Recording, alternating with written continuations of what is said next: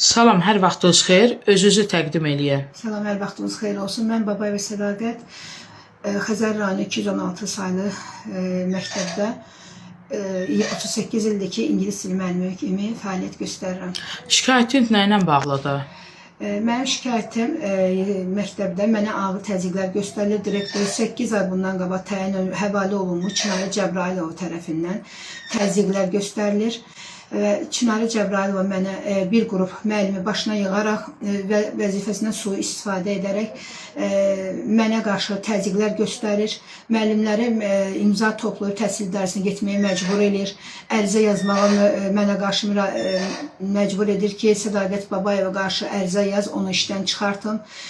Məni otağına çağırır, dəfələrlə çağırır, otağına təhqir edir. Ayın 6-sı məni otağına çağırdı və mən otağına gedəndə yenə onun 2-3 nəfər həmin müəllimlərdən otağındaydı və mənə bildirdi ki, sən mənim anama yasına gəlmədiyinə görə mən səni nə olur olsun işdən azad edəcəm və öz xoşundan işdən uzaqlaş. Mən ona iradımı bildirdim və Çinarə Cəbrailova mənə elə bir həddə çatdırdı ki, mənim ürəyim getdi və məni onlar özləri təcil tibbi yardım çağıraraq məni 26 nömrəli xəstəxana, Xəzər rayonunda xəstəxanaya yerləşdirdilər və mənə orada təcili yardım müdaxilə elədi, mənə kömək elədilər.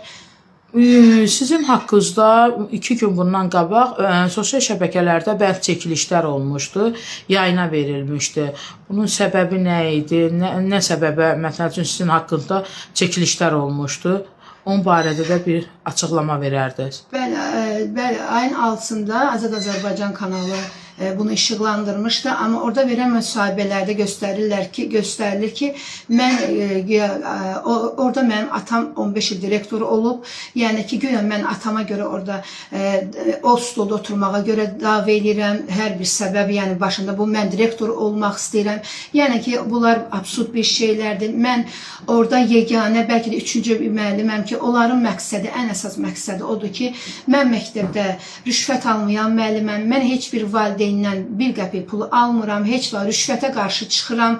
Onlar və yaxud da ki, mən məktəbdə olan özbaşınalığa, çünki Çinarə Cəbrailova oranı o qədər özəlləşdirib ki, orada elə bil ki, repetitorluq, dərs qalır bir qıraqda, müəllimlər repetitorluqla məşğuldur. Mən bu iradlarımı bildirdiyimə görə Çinarə Cəbrailovaya xoş gəlmir və onun ətrafında olan 5-10 nəfərə xoş gəlmir və ona görə də Çinarə Cəbrailova məni məktəbdən uzaqlaşdırmağa çalışır. Heç bir başqa səbəb tapmadığına, çünki mən bütün etik davranış qaydalarına riayət edirəm, vaxtında işimə gəlirəm. Əgər xəstə olaramsa, yəni qanun çərçivəsində qalıram. Yəni ki, yeganə söz odur ki, mən direktor atamın yerinə göz tikmişəm, atamın yerinə görə dava, amma əslində absurd bir şeydir, mən qətiyyən o söhbətdə yoxam. Çinarə Cəbrailova barədə hansısa bir quruma şikayət eləmisinizmi ki, sizə haqsızlıqlar eləyir? Bəli, Çinarə Cəbrailova haqqında dəfələrlə təhsil idarəsinə, təhsil agentliyinə, təhsil nazirinin özünə teleqramlar vurmuşam dəfələrlə. Vurduğum teleqramlar təhsil idarəsinə orada araşdırmaq üçün gəldir və orada onu nə edirlərsə həmin orada da batır. Bütün demək olar ki, hər bir orqan Çinarə Cəbrailova müdafiəsindədir. Yəni, mənim göstərdiyim nöqsanları həmin idarə görməzdən gəlir. Demək, Çinarə Cəbrailova birinin onu dediyim mənə bildirir ki, sən mənə heç nə eləyə bilməzsin. İstər təhsil naziri, istər agentlik, Eşqin müəllim, istər Nərminə Hüseynova. Bunlar mənim arxamdadır. Sən məndən şikayət eləyirsən, elə bil ki, heç kim səni dinləməyəcək. Mən bugün üzümə tutub yenidən hörmətli prezidentimiz cənab Ali Baş Komandan İlham Əliyev cənablarına, vitse-prezidentimiz həmişə qadınların müdafiəsində olan Mehriban xanım Əliyevaya, Daxili İşlər Nazirliyi Vilayət Eyvazova, ona görə Vilayət Eyvazova bildirirəm ki, çünki xahiş edirəm, mən dəfələrlə müraciət eləsəm də mənim təhlükəsizliyimi Xəzər rayon polis idarəsi görməzdən gəlir, həmişə Çinarə Cəbrailova müdafiə edir, mənim ən vəziyyətdə çağırsam da heç bir müdaxilə etmirlər. Ona görə də hörmətli Vilayət cənablar, mən sizə müraciət edirəm, çox xahiş edirəm. Mənim bugün ağır vəziyyətdə dünənləri məni döyüblər. Çinarə Cəbrailova dünənləri məni otağına getmədiyimə görə müəllimlər otağına daxil oldu. 5 nəfərə üstümə hücum çəkdilər.